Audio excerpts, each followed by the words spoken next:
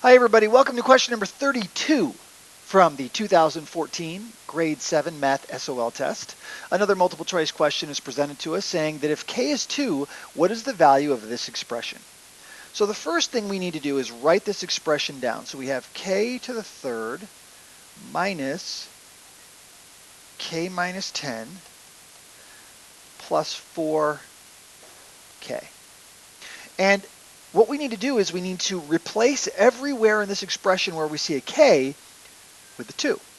So instead of k to the third, we'll have 2 to the third. Minus, instead of k minus 10, we'll have 2 minus 10.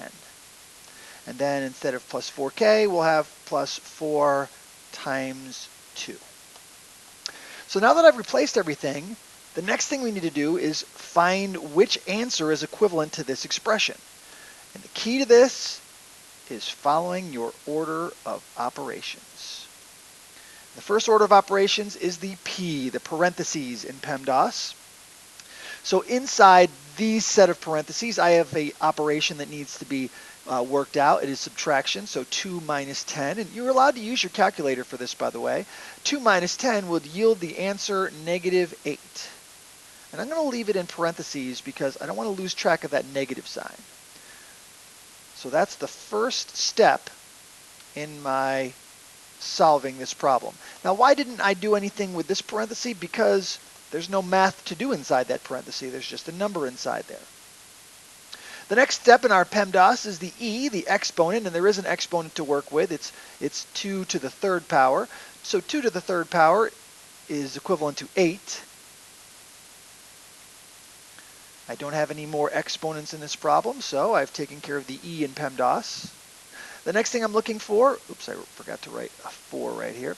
The next thing I'm looking for is either multiplication or division. Remember, these two are interchangeable. As I work my way from left to right across the problem, if I encounter either one of those, I do that first.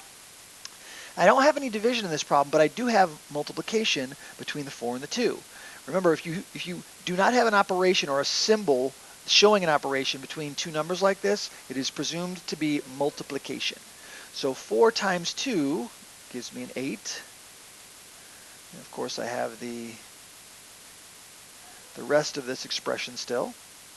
So I don't have any multiplication or division left. Now all I have is addition and subtraction. And again, these are interchangeable as well.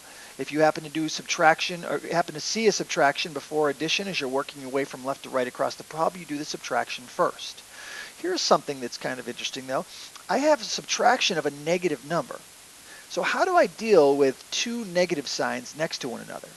Well, if you recall, if you see two negative signs next to one another, these turn into a plus sign. So this is the same thing as just 8 plus 8. And then, of course, we have the plus 8 at the end. So all we have left now is addition. 3 8s being added together gives me 24. And 24 is one of my answers. All right, so my biggest suggestion in a problem like this to avoid possibly getting it incorrect is making sure you are following your order of operations and also making sure you're not careless with exponents, for example. A lot of students would say 2 to the third would be 2 times 3. That is not correct. 2 to the third is the same thing as 2 times 2 times 2, which yields 8, not 6. And that definitely could be one of the problems that would exist in a problem like this.